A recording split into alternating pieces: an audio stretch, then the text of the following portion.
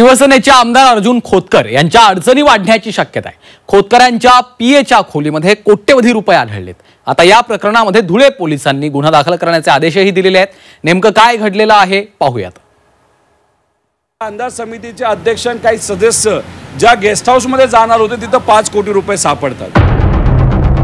जिथं सामान्य लोकांचा टॅक्सचा पैसा राज्य सरकार ज्या पद्धतीने वापरायला पाहिजे ते काही अधिकारी वापरत नसल्यामुळे आणि ते लपवण्यासाठी अधिकाऱ्यांकडूनच हे 5 कोटी रुपये आले। प्रशासनामध्ये इतका अधपतन झालं आहे की सरकारी वकिलांनी आरोपींची वकिली केली। गेल्या काही दिवसांपासून एकनाथ शिंदेंचे आमदार चर्चेत आहेत। आता शिंदेंचे आणखी एक शिलेदार अर्जुन खोतकर एका वेगळ्याच कारणाने चर्चेत आले।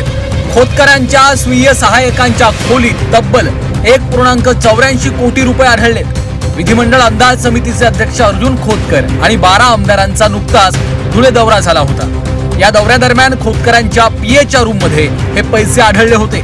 ही रक्कम आमदार खोतकर आणि समितीच्या सदस्यांना वाटण्यासाठी गोळा केली होती असा आरोप आता करण्यात आला आहे। 5 कोटी रुपये हे शासकीय गेस्ट हाऊस मध्ये तिथं सापडतात आणि ते कुठं सापडतात जिथं जे अंदाज समिती आहे त्या अंदाज समितीचे अध्यक्ष आणि काही सदस्य ज्या गेस्ट हाऊस मध्ये जाणार होते तिथं 5 कोटी रुपये सापडतात। आता 5 कोटी रुपये आले कुठून, ते कोणासाठी आले? आणि मग अंदाज समिती तिथं जाणार असेल तर मग साहजिकच आहे अंदाज समितीच्या अध्यक्ष नाही तर त्यांच्या सदस्यांसाठी तो पैसा तिथं गेला। अंदाज समिती एक मोठी समिती आहे। जर कुठं एखाद्या प्रोजेक्टमध्ये गैरव्यवहार चालू असेल तर नीट चांगल्या पद्धतीने एखादं प्रोजेक्ट जर चालू नसेल तर मग त्या अंदाज समितीला अधिकार आहेत त्याच्यावर तिथं कारवाई करायचे।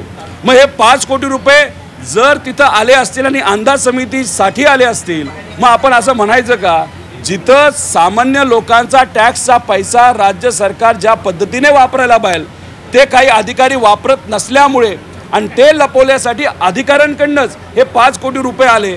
मग आता मी अभिनंदन करतो, आभार व्यक्त करतो त्या धुळे न्यायालयाचं की त्यांनी त्या पीएवर त्या ठिकाणी कारवाई करण्यासाठी सांगितलेलं आहे। शिवसेना ठाकरे पक्षाचे माजी आमदार अनिल गोटे यांनी याबाबत स्टिंग ऑपरेशन केलं।